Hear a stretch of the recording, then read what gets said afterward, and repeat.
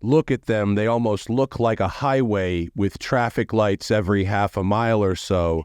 But in reality, the speed limit is like 35, and there are crosswalks and stuff like that. But a person could comfortably drive 60 or 70 miles an hour down that highway because it looks and feels like a highway in many ways. Is that sort of the highest risk environment that you're talking about? That's a great example. That's precisely the situation or scenario we are talking about. When you put the speed limit low, but the environment let you drive faster, typically in this kind of situation, drivers are going to drive faster unless there is a law enforcement in place 24/7. What's up, everyone? Welcome to the Smoking Tire Podcast. This week's episode is brought to you by Off the Record. You love Off the Record. We love Off the Record. Get lots of emails about how Off the Record is helping you guys. And big news, very important, we have a new code for Off the Record. That's right, new Off the Record code for the app. The website is still the same, offtherecord.com/TST. But if you're using that Off the Record app, download it, have it in your pocket, be ready. The code is TST Pod, TSTPOD.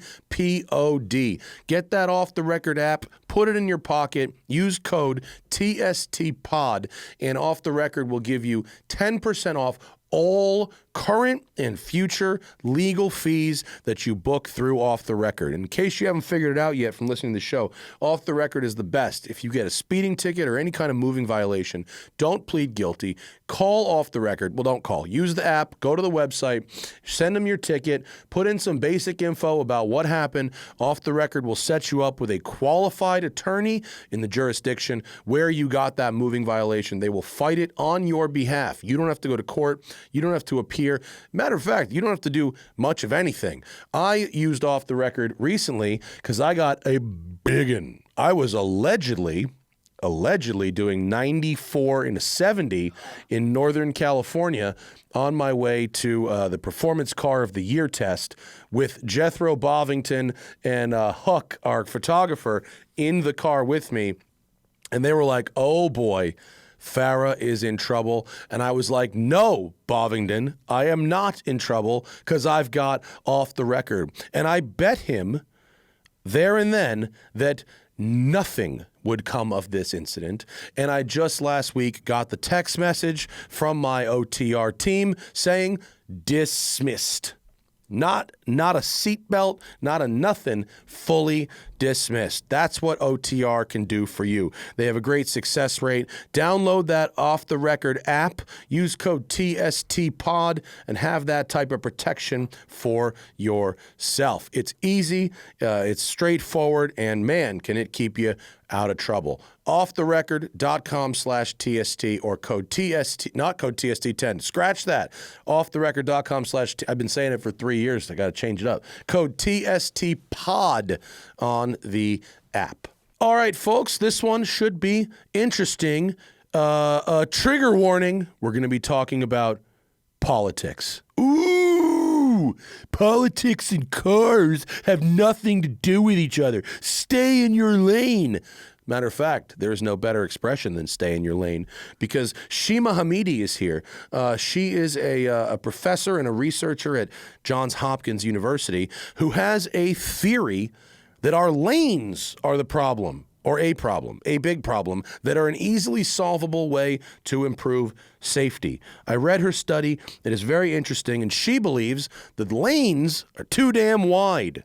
If we adopted slightly narrower lanes in a way that would not disrupt drivers negatively, but could massively improve safety, we could really improve the safety of our roads. And you all want safer roads, right?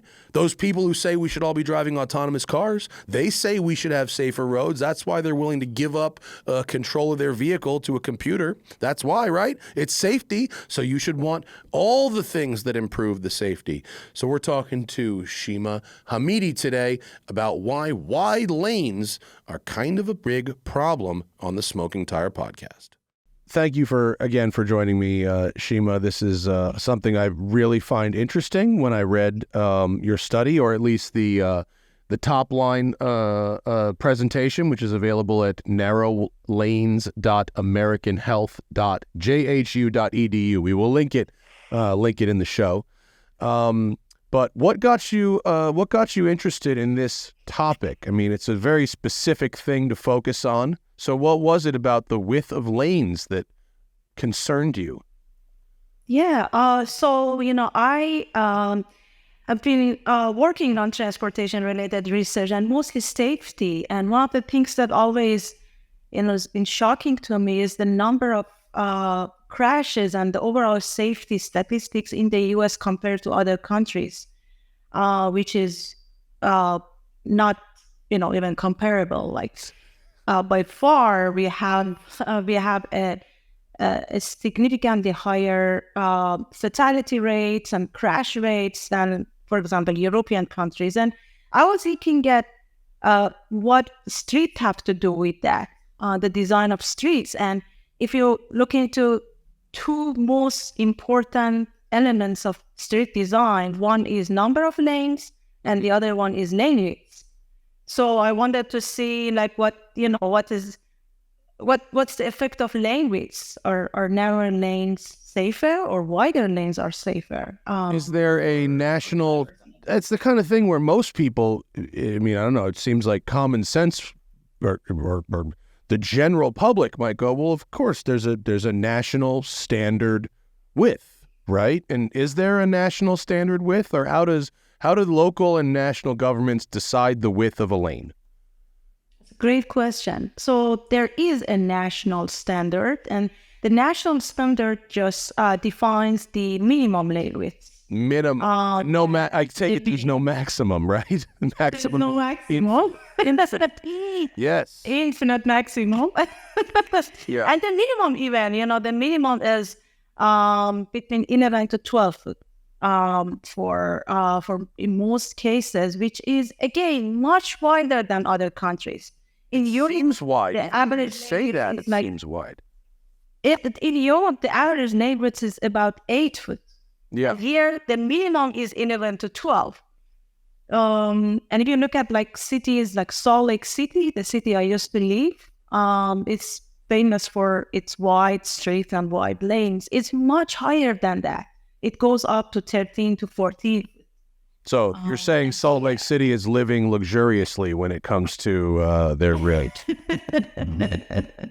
Of course, you got to think about the episode of Seinfeld where Kramer repaints the West Side Highway with luxury lanes and makes the lanes much wider and causes all these accidents. It's crazy. So, okay, so there's a national minimum, there's no national maximum, and beyond the minimum, local governments pretty much dictate how wide they want them to be. It's really up to local governments, state department of transportation or city departments of transportation to go with the national standard or to adapt their own standard. I might Salt Lake City or somewhere else decide, you know what, we want these to be 3 feet wider than the standard. What is their perceived advantage to that? Well, generally speaking, the cities in the West and in the South part of country, because they have been shaped much later than, for example, East Coast, they have wider lanes. Right. And I'm talking about Texas, Utah, you name it, all of the states in the West and South. But generally speaking, it's what we found is across most states and cities, this general belief that wider is safer. Everyone thinks that if you build streets wide and lanes wide, then you're going to minimize the risk of crash. And so that's everyone's preference when it comes to street design. At least that's what we found, interviewing with many state DOTs, Department of Transportation, and city officials. I mean, I suppose the thought process is somewhat sound, right? If you make more space between the cars, then if one car has to maneuver, then it's less likely to hit another car, right? If you say that to somebody, you could understand why they would go, well, okay, sure, yeah, more space in between cars, less likely for cars to crash into each other. Why do you think that type of thinking is wrong? Because when you get streets wide and what lanes wide, then typically speed is gonna be higher. Drivers gonna drive faster because of the exact same logic that you mentioned. They think it's safe, and they can just go even faster than speed limit if there is a chance to do so. And so that speed is really the cause of crash. When the lanes are narrower, drivers tend to be more precautious of their surrounding and slow down. And I imagine this is particularly prevalent in like what you might call like arterial roads, that if you look at them, they almost look like a highway with traffic lights every half a mile or so. But in reality, the speed limit is like 35, and there are crosswalks and stuff like that. But a person could comfortably drive 60 or 70 miles an hour down that highway because it looks and feels like a highway in many ways. Is that sort of the highest risk environment that you're talking about? That's a great example. That's precisely the situation or scenario we are talking about. When you put the speed limit low, but the environment let you drive faster, typically in this kind of situation, drivers are going to drive faster unless there is a law enforcement in place 24/7. Right. Which is not a good thing or an efficient thing. But arterials are great examples because they have the potential to be used by other users of street as well as drivers, like pedestrians and cyclists. So, with narrow, if there are the places that you can narrow the lanes and add a bike lane or sidewalk, then you kind of, make the street livable and usable for everyone, including, more enjoyable driving experience for drivers. We had a guy on the show last week named David Zipper. Do you know David at all? Yes, I know David. I like David a lot, and we had a great talk about how car enthusiasts and urbanists should get along, because we actually want the same things. We want the act of driving to be more enjoyable for the people who want to drive, and that often means reducing traffic, which is also kind of what urbanists want. It's the same sort of thing. And one of the criticisms that I think was kind of silly that we got in that episode was, well, these guys live in big cities. They don't know what it's like in small town America. They don't know what it's like in a city of 50, 60,000 people. That culture, we don't want walkable cities and bikeable cities. We're a driving culture. Does the lane width argument apply to places like that, or just to bigger cities, or mostly to the suburbs, or do you think it's universal? It depends on the context of the street. So if you are, for example, comparing the street in downtown area of that small city that you're talking about versus the more suburban areas of the very same town or city, you will see the difference. So in the downtown area, no matter what, there are stores and shopping places and restaurants and coffee shops that people want to be able to walk through. And so you definitely want to make sure that those places get the opportunity to be walkable as well as being, convenient for driving. Think about the people or the businesses on those areas. Walking is an important component of their sale, their business, and everything. And so I would say it depends on the context. The best way to approach this is to don't put street out of the context. For downtown areas, you want it to be walkable, you want streets to be narrower, You want people to be able to drive or bike or walk. But as you move toward more suburban areas or, areas that have higher speed limit, faster driving, there, in some areas, you don't even want to have walkie, like imagine highways. It's just, no matter what is the lane, it is not going to be a walkable area. What about highways? Does your lane width study apply to highways, or is it really much more about a mixed use road? So we classified roads based on if they are highways or arterials or connectors, which are more of a local, types of streets. And for highways, you definitely want wider lanes compared to arterials. So we go by the speed. In areas with the speed limit or the average speed of between 25 to 35 miles per hour, you want to have narrower lanes, 10 feet or narrower, I would say.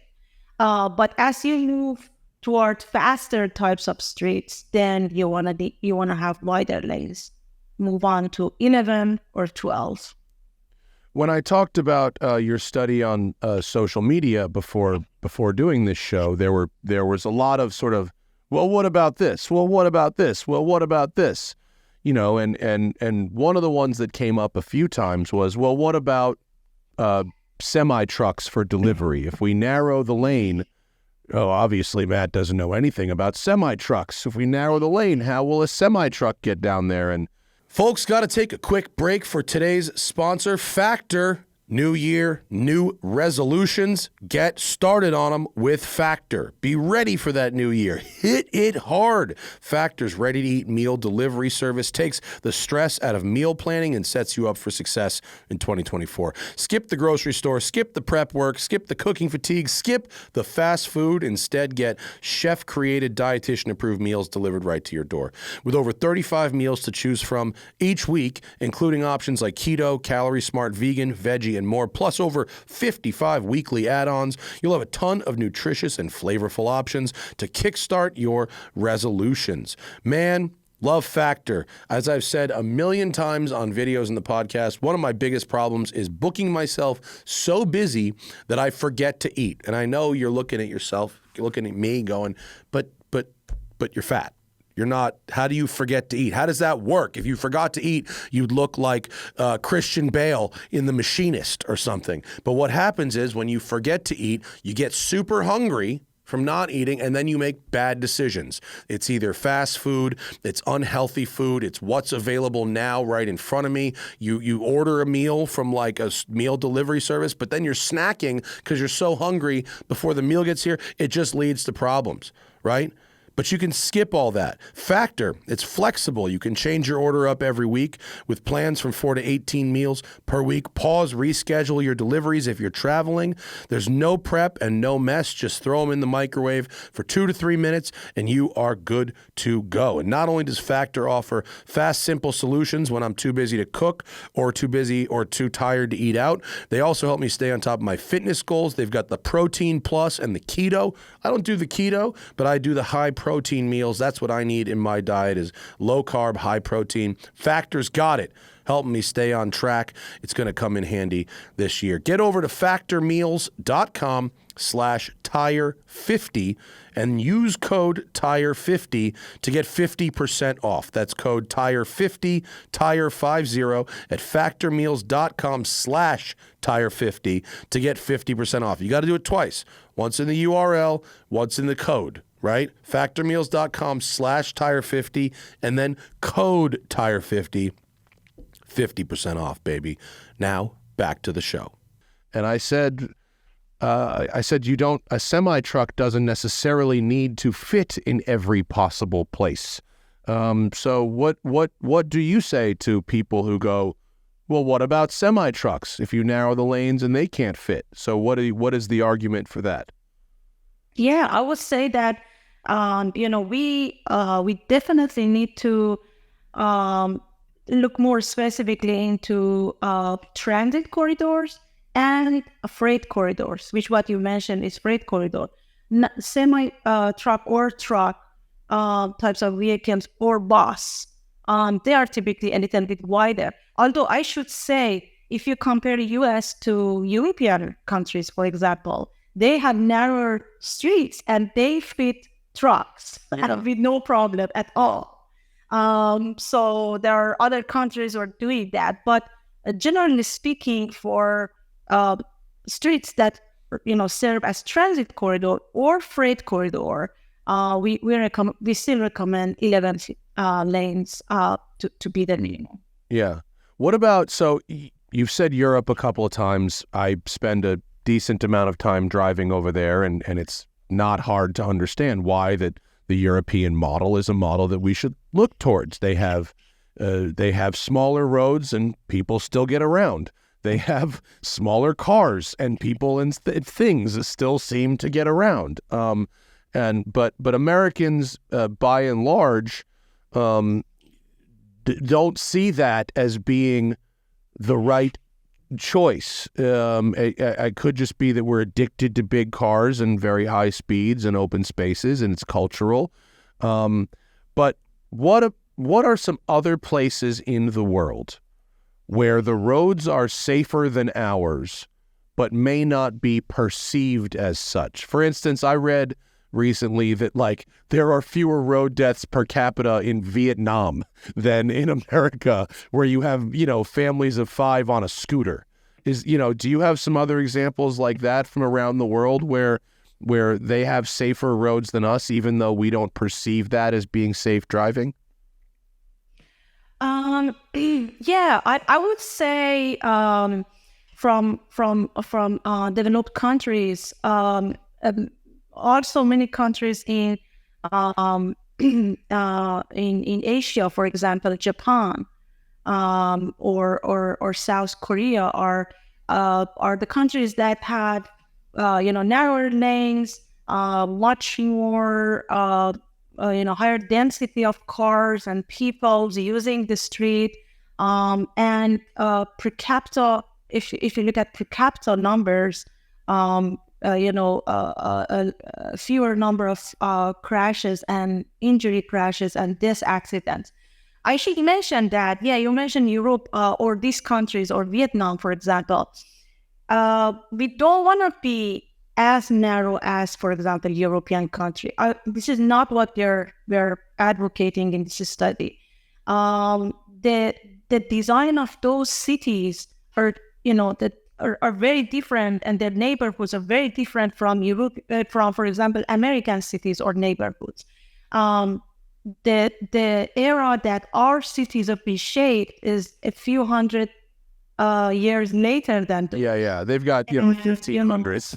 Yeah, I get that. Yes, there's And we by no means those are something we are looking at as good examples. It's just the point is those narrow lanes are safe, much narrower than ours. So we don't want to go to 8 foot. We just are talking about how about 10 foot instead of 11 foot. We are just talking about that 1 foot, reduction in lane width, which could, when you look at the number of lanes, it will add up to a significant amount that again can be used for other purposes, or make streets. Do you find that if an average person drives down a 12-foot lane and then a couple hours later drives down a 10-foot lane, do you find that person can easily perceive the difference between those experiences? Is it something that seems like a big deal in our heads, but once we actually start driving it, we would really notice the difference, or not? That's a great question. I think we found one study that for a city, I can't remember what was the name of the city, that narrowed the lane and then looked at before and after. A 12-foot lane changed to 10 foot, and they did a survey and asked drivers, how do you feel about that? So that the study shows that When you go like from 12 to 11, drivers don't notice much. But from 12 to 10 foot, it's more noticeable. And again, you see most of that exposed to reduction in speed. So drivers will drive slower when you change from 12 to 10 feet. It's been my experience that whenever I talk about stuff like this, using traffic calming methods, because we hear a lot about, autonomous cars are going to solve safety. The private sector is going to solve safety. Silicon Valley is going to solve safety. And I think that's all horseshit. I think we can mostly solve safety with training, concrete, and paint. Things we already know how to do. We don't need to invent anything. We just need the willpower to do it. But I find that people make a lot of excuses for why those things shouldn't be done or won't work, because the fact is they like driving fast. They want to drive fast. They don't think the accident is going to happen to them. And they don't want to see any measures implemented that could potentially add time to any of their drives. Has that been your experience when dealing with American drivers, or do you think they're more willing to make these changes than I do? I think they get the sense from the environment, and whatever environment, the sense of safety that the environment gives them, that's going to be the guide for their driving. The same driver, just imagine if you are driving in a street with a rural area with the same lane width, same street class and everything, but nothing on either side of the street, and there is no page or anything. It is just you and the street straight towards you. And the same street, the same class, the same speed limit, but in downtown area. Right. What you are gonna do? The same driver is gonna drive slower in downtown area, even if there is no law enforcement in place. Right. And so that's really the whole point, is that what's happening around the street and within the street determines what's going to be the behavior of the driver. Yeah, I completely agree. That's how I drive. For me, the number on the speed limit sign is much less important than what my eyes are telling me based on the road and my visibility and what's around. I feel like I can determine morally what the right thing is to do here. What an appropriate safe speed is. And I feel like a lot of other people feel that way too. Yeah, that's exactly the case. Also, we don't want slow speed everywhere. Like, in freeways or highways, you definitely don't want to have distraction. You want a street that's safe to drive fast. You want the lanes to be, wider. You don't want to have any kind of business or distraction surrounding the street. And even though, you try to minimize the number of exits or conflicts between cars in that environment.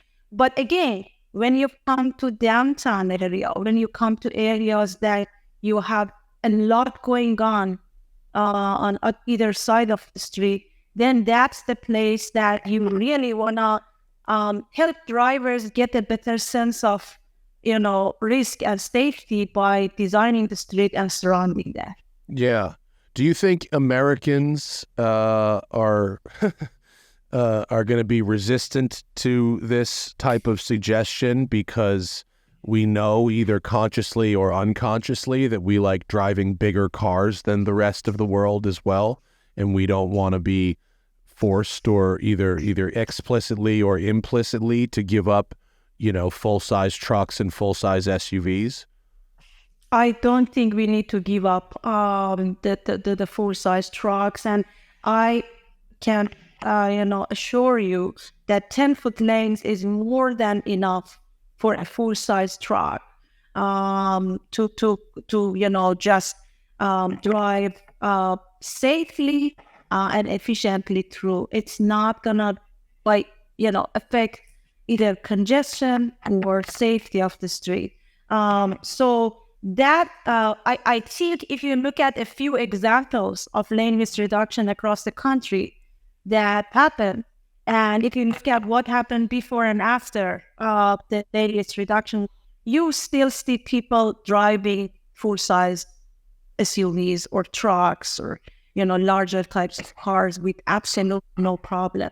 Again, our streets are so wide and lanes are so wide that we are just talking about 1 foot reduction, which not going to affect.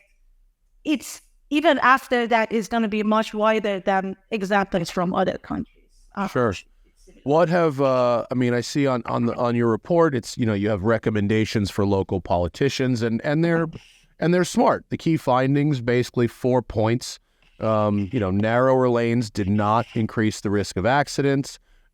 There's a specific zone of speed limits where this is the most effective solution for safety. It helps the environment to accommodate more users outside of cars with less pavement, etc. And it could potentially impact the economy by offering foot traffic to businesses. And I've read in a lot of places, specifically in some parking books, that many businesses overestimate the number of people that drive to their locations and underestimate the people that actually walk to their locations, and improving pedestrian access does actually increase their retail sales. What has the reaction been like from local politicians or national politicians, if any? Guys, we got to take just one more quick break. For Dillon Optics sunglasses, they have been around since 2010. I mean, they've been around longer than that, but they've been supporting this show for 14 years now. Our longest running, most consistent sponsor, Dillon Optics. They're the best. They make the best sunglasses on the planet. They make them right here in Arizona. Well, in America, but Arizona. Those amazing NIR double polarized lenses with the super cool matte finish. They're customizable on their website. So you're never going to see someone else out there with the exact same Dillons as you. Choose your frame, choose your lens color. They even offer prescriptions if you need prescription sunglasses. All you got to do, go to thesmokingtire.com and click on that Partners tab. That's where you'll find the Dillon Optics link. If you use that link from our website, we will send you a shiny new Smoking Tire t-shirt for each pair of Dillons you purchase, thanking you for supporting the people who support us. I wear these sunglasses every single day. I've got dozens of pairs of them. I wear them for fashion. I wear them for function. The wraparounds are great when I'm riding a motorcycle. The aviators are great when I'm traveling and want to be kind of cool. If I can be cool, I really can't be, but I try to be cool. And then you've got those Wayfarer styles for the California beach. They are awesome. Go to DillonOptics.com and check them out. Or better yet, go to thesmokingtire.com, click on that Partners tab, use the link. We'll send you a free t-shirt for every pair of Dillons you buy as a thank you for supporting the people who support us. Now, back to the show. Mostly positive. I think just within the first 2 weeks of releasing this study, we found, interactions, and we got emails or phone calls from a few cities. City officials are looking into more details and numbers for their specific city, and they want to know, what they can do to improve safety. Because again, Matt, I want to mention it's about safety. It's about safety of drivers as much as everyone. And so if you know that wider lanes are the risk to safety, you definitely want to look closer into that. And so the city officials are asking if we can do studies of similar design for their city, like in state of Washington, in California, in Utah, in Texas. We got emails and interest. I think you will see more reactions and more actions from local officials than state officials. State is going to take more time and maybe more studies and more evidence. Yeah, that makes sense. I mean, I think particularly if you have, quote, small towns or small cities that are built recently, where they've started from a basis of arterial roads. You know, I don't think, quote, Main Street USA is really what we're talking about here, because people are already driving quite slow through those little Main Street towns, right? We're talking about towns that grew up, for lack of a better phrase, around a Walmart, right? You know what I mean? It's big box stores and fast food restaurants and, you know, 2 or 3 lane each way roads that have crosswalks every quarter mile or half mile and cross traffic, right? So those are the areas that could see the most improvement, right? Definitely. So I think we can see improvements in 2 areas. One is, yes, examples you mentioned, areas that have the potential to have reduction in lane widths, and those are mostly areas that have the lower speed limit, 35 miles per hour or lower, but are too wide to be a local or arterial street. The other that we are actually more interested is changing the guidelines, street design guidelines for future cities. Because again, right now there is one national standard, and that says 11 to 12 foot as minimum. We want to change that. We want, local and state AOTs to be able to look closer at what fits best for them. Well, there should be a maximum in the standard. The fact that the standard has no maximum is so... every time I learn about standards and the legality of doing this stuff, I'm so regularly shocked at what is left out. It's crazy. Do you have any numbers, or have there been a study done where you can say, okay, if we go from a 12 foot to a 10 foot, there is a 20% or some percentage reduction in crashes? Is there hard data on that, or you can just say these countries with narrower lanes do better than we do? There are studies that looked at speed specifically, and they saw reduction in speed. Sure. But our study looked at, like one thing I can mention is that there's this belief that wider is safer comes from the fact that there is no national study. No big data, no, huge sample. No one knows. It's just that, the first logic that comes to mind is that wider might be safer. Our study includes more than 1,100 streets in the nation. And so this is the largest by far. And our study finds that, especially in the speed class of 35 miles per hour, wider lanes tend to be more dangerous. They have higher number of crashes. Yeah, do you think there's a bigger discrepancy between the speed limit and the speed that cars actually travel when you have a very wide 35 mile an hour road, right? Because then people could be going 70 without really even thinking about it. That would be, I would say, a big improvement to our study, to look at the actual speed rather than speed limit. The challenge is that the data is not available and you have to buy it, and it's like the actual speed data is like $50,000 per city. Oh wow. And so you can do that kind of study. You can't do a national study. You can do that kind of study for a specific city, and see, for example, in Seattle or in DC or in Dallas. What the actual speed, the language is related to the actual speed. Sure. It's so interesting that it costs that much. Do you buy it from the city, or do you buy it from like Google? You buy it from from companies that have like GPS devices attached to cell phones or cars, and there are several of them. Example, I don't know if you've heard, Navtech is one of them.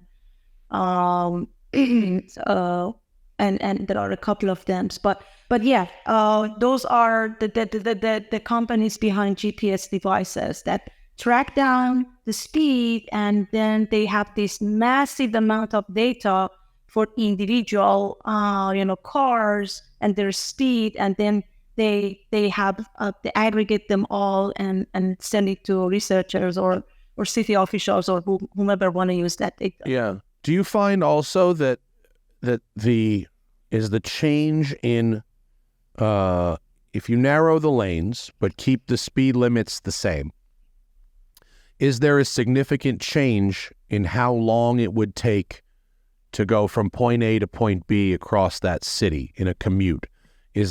Would it take, 7 to 10% longer? I'm making that up. Or is it in actuality, if you environmentally restrict a driver to closer to the speed limit, that they're able to time traffic lights better and you get less of a wave kind of effect and smooths out the traffic flow?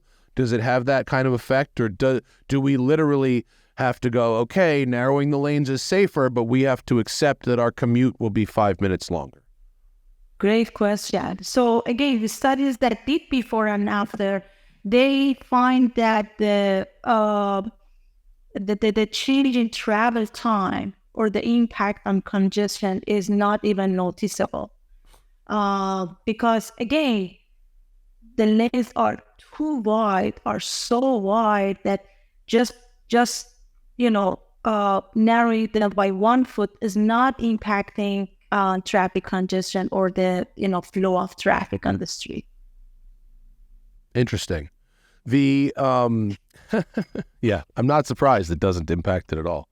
When I drive around, I see people sometimes it seems like they're going really slow, but what they're doing is perfectly timing the timed lights, and they hit it every time, and you can get like angry at these people, like why are they doing that? And then you go, oh, they are literally timing the lights like perfectly. And then everyone else is just racing to the next light, just to sit there, That's a great example. And I just want to mention that we are talking about arterials mostly. Right. Arterials and connectors. It might not be the case for highways, and of course they don't have a traffic light most often. But yeah, we are talking about arterials and kind of dynamic applies to arterial design.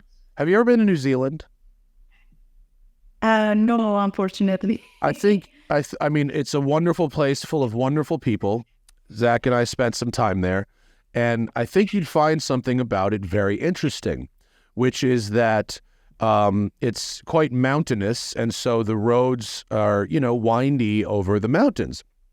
And an interesting thing about planning a road trip in New Zealand is that very often the speed limits are noticeably higher than it is realistically possible to drive on the road. There's a road where the speed limit will be 100 kilometers an hour, let's say. And the road is so windy that unless you're in a Ferrari, you can't drive 100 kilometers an hour on this road. You're going back and forth, and and there's often, other cars and little, trucks and whatnot, and you can't go faster than 50 or 60. And it came up for us because we had planned a road trip, and Google Maps gives you drive times based on speed limits, because in America that's a good way to calculate how long it takes to get places. But in New Zealand it actually took much longer because the speed limit really is the limit. If you're driving faster than this, you should be fined because it's an extraordinarily high number for what is environmentally possible on that road. I found that to be very interesting, and I think you may as well. This is such an interesting example. This precisely the example of speed limit, like how effective is speed limit compared to environment. It's really right. The environment that determines the speed. And so there you see the natural environment, but we can make the kind of the same kind of, more the environment that makes you be more precautious right. within cities and neighborhoods. But that's such a cool example. I'm going to look look more. Yeah, it's really interesting. Yeah. What is the city? There's a city in Europe. I forget if it's, I want to say it's like Scandinavia adjacent. Maybe it was in Denmark or Holland, where they removed all of the street signs, all of the traffic control mechanisms. And because people like sort of didn't know what to do, or weren't being told what to do from these traffic control mechanisms, they then became very, very cautious drivers. And the whole thing worked out, and there were like no crashes. Called Bumpta. Where is it? Zach has the story. Bumpta, it's in Germany. It's from 2008, but implemented an unusual plan to decrease its traffic accident rate. Take a busy main street and strip it of its road signs, curbs, sidewalks, and stoplights, then mix up the cars with pedestrians and bicyclists. And it worked. It worked. They improved safety by removing all of the control mechanisms. It was so interesting. Such an interesting study. I would say, though, that it might come at the cost of convenience and convenient driving. Like, sure, I'm not sure how much enjoyable would be driving in such street. All the time you have to just be careful of everything surrounding you. But it's that the lanes are painted and you have divisions between different lanes in a way to reduce conflicts. It might help to have safety, but also a convenient driving. It's an extreme example, and it is a very, if you look at the photo, it's a tiny little, old German town, probably goes back to the Middle Ages. Everyone knows everyone maybe there. Yeah. If you want to run over someone, it's like your cousin. It's not like but it's an extreme example, but it's an interesting exercise in creating an environment where the driver really needs to go, what is around me? I'm not being fed this information, and I'm now 100% responsible for what this car does because I'm not being told what to do with it or where to put it. That's a great example of showing how much the environment matters. And that really is going to be like you ask about how much is the role of driver versus the environment. I would say that the role of environment is much more significant because, again, the same driver you imagine in these three different examples that you mentioned in New Zealand, in this town in Germany, or in in a street in rural areas, one of the states in the U.S. is gonna just drive very differently. Yeah. In the beginning, you mentioned two major factors. One was the lane of the width, and the other was number of lanes. Have you begun to look into number of lanes? Is that an area that you're interested in, or are there studies done on that? We have not. We just control that in our study as just one of the factors that we need to control for. But I think the higher the number of lanes, again, you will see more crashes, just because the street is going to be busier, and there's going to be more, higher likelihood of conflict between cars changing the lanes. So the number of lanes also is important. Well, the more it looks like a highway, the more people are going to drive like they're on a highway. I mean, that's exactly. That's my non-studied version of it. But that's I'm not holier than thou in this case. Like if I'm driving down a lane, a road, and such as I was just an example would be the road that is outside of Knoxville, Tennessee. Like whatever, it's like 3 lanes each way, and there's a big grass median between them, and there's traffic lights every half mile or so, but I'm getting up to highway speeds in between those lights because it feels like a highway. I mean, it really does. Exactly. Yeah. Exactly. Arterials that just look like highways. Yeah. And you see that all over in every city there. Is there ever a case where it's better to turn that road into a highway entirely? I mean, is it ever better to go the other way? I mean, we're talking about slowing traffic and ways to slow traffic. Is it ever better to just go, if this is a highway, let's put up K-rails, let's eliminate, maybe dig tunnels or something for the cross streets underneath and go, this would just be better as a highway? Again, I would say what determines what is best is what's going on surrounding the street. And in that environment, if you see the area that there's not much going on surrounding, you don't see shops, you don't see coffee shops or supermarkets or even houses have a huge setback from the street, and you see that the traffic volume on that street is high enough that qualifies that to become a highway, yes, of course. Yeah. So again, is a two-way solution. We are not talking about always reducing lane widths or number of lanes. It's just what works best based on the context. Are there other effective traffic calming methods that have interest you? I mean, is it changing road surfaces? Is it using speed humps? Is there other stuff that you think is potentially as effective as narrowing the lanes, or is it literally as simple as scraping this paint off and measuring a foot in and putting a new line there? Yeah, I would say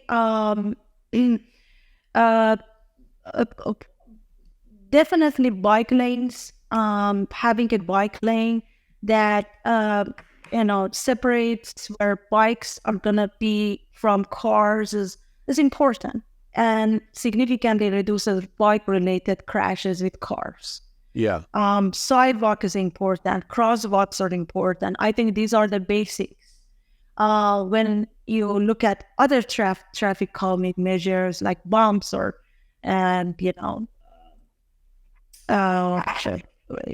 circles or others, I think it really depends on the context. I would not think that those are one solution for all streets, but definitely bike lane, I would say, is important. Sidewalk and crosswalk. Yeah, which leads me. We've got a few. Yeah, of course, safe crosswalks. We've got a few. There was just a terrible story in the news maybe 2 days ago of a pedestrian who was killed crossing the street at a place where there was a crosswalk, and the local government removed the crosswalk to, quote, reduce traffic congestion. And it's absolutely terrible and tragic, where there was a crosswalk and it's an arterial street, and the government decided, let's make this traffic flow better by just getting rid of the pedestrian right of way here. And the person was killed. It was very bad. That's tragic, Matt. And I would say that it's not about pedestrian or cyclists. It's about all users of streets. Equally important for drivers. Just think about driver who was involved on that accident. Yeah. Or other drivers. So really the question is how we can make the streets safe for drivers and for everyone else. Yeah. And yeah. We've, which actually brings us to, we've got a couple of questions off our Patreon from our fans. Of course, if you want to ask questions of us and our guests for the live show, patreon.com/The Smoking Tire Podcast. Austin says, many times I see bike lanes that are totally unusable. They're dirty and narrow, causing bikes to either not use them or ride in the lane with cars. What is the right way to add these types of lanes so they enable and protect cyclists without massive sacrifice to the cars? Do you have any thoughts on that? Sure. First of all, you got to be thinking about where to put bike lanes. And so you need to have an understanding of bike users, cyclists, how much they're going to use or they're using that specific street, and how much is really the bike volume on that street. And And you need to have a network that is connecting point A to point B in the city, but which streets to specifically put the bike lane needs more, further understanding of biking behavior. Second, the best type of bike lane, is the bike lane that is dedicated. It's separated by some sorts of, objects from the other lanes and from the rest of the street. And if you don't do that, if you reduce bike lane to just some painting on the street, studies show that doesn't do much. Yeah. It really doesn't improve safety. It does nothing. It has to be properly protected. Exactly, a protected bike lane. So if the bike lane is not protected, is not doing much for no one, for cars or for drivers. It even can add to the conflict if drivers, come close to that painting and or bikes go a little bit further into the other, car lines. Yeah, I just mean when it's unprotected, I've basically seen drivers just sort of deciding on their own when to use it as a car lane, or when to park their car there or to double park their car. All the time. Yeah. All the time. Yeah. So it's deciding that because there isn't a bike there right that second, they can absolutely. You actually you addressed this, I think, just a few minutes ago, but Thomas says, as average vehicle sizes increase, could lane narrowing be an effective measure to induce demand for smaller vehicles? You said that in the places where they've done this, it's still perfectly comfortable to drive a full-size truck. So maybe not, but maybe. Yeah, I again, if you change lane widths from, for example, 11 to 8, definitely. Yeah. But 11, 12 to 11 or 11 to 10, not much. It's not, in most cases, it is not even noticeable by drivers. Mm-hmm. And so, no, I don't think so. And this, at least maybe it is, and I don't know it, but Christian wants to ask about high-speed trains. Why don't we have high-speed trains in America right now? From LA to San Francisco, Chicago to Detroit, etc. Why are we driving and flying between these places?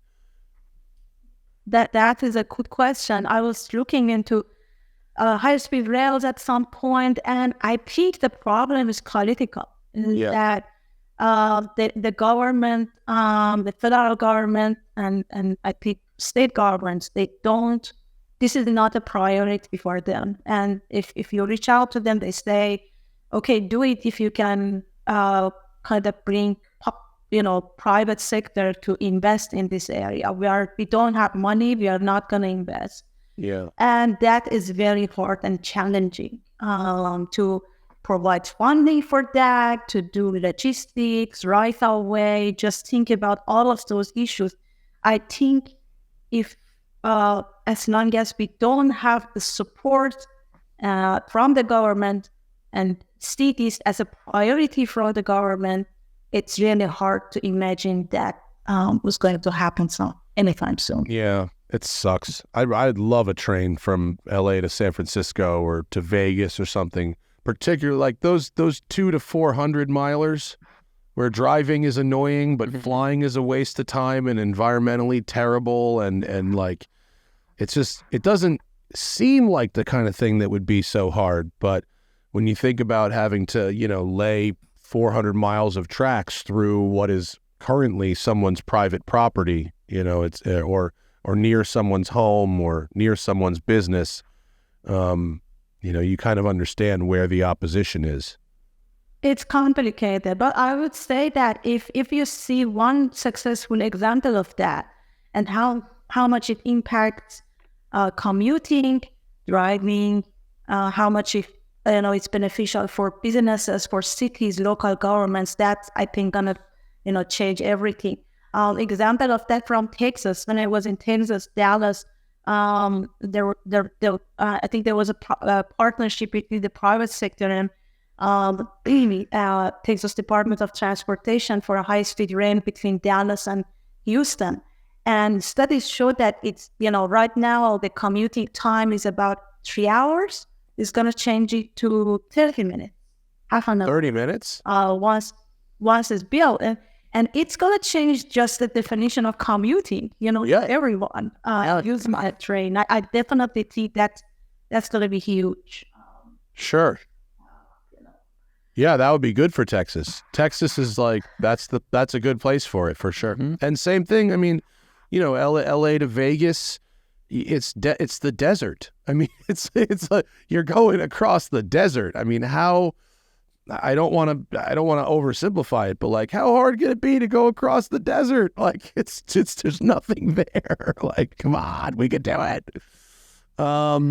Well, look, as soon as I read your study, I was like, yes, we could improve safety with paint.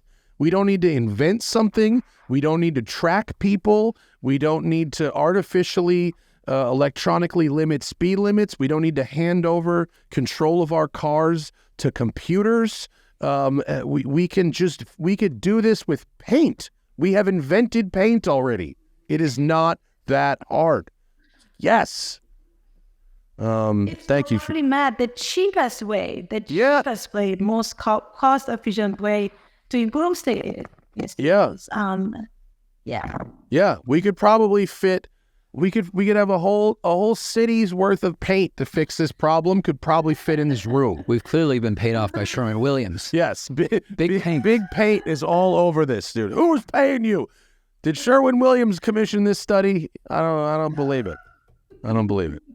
Well, Shima, it was really interesting talking to you. Thank you for your time. I know it was a little tricky to schedule with your teaching and your travel and all that kind of stuff, but we appreciate you sharing your thoughts with us here on the show. And I can't wait to see the next thing you study. I hope it's as interesting as paint. I appreciate having this conversation with you. That was great. And not paint, but definitely other cheap ways to improve safety and convenience for users of street. Thank you, Matt. Absolutely. And we'll put the link to your study in our show notes, so everyone should go click it. It's very easy to read. It's not scientific and nerdy. It's written for regular folks to understand. So thank you, Shima, and everybody else. We'll see you next time on the show. Thanks for listening. Bye.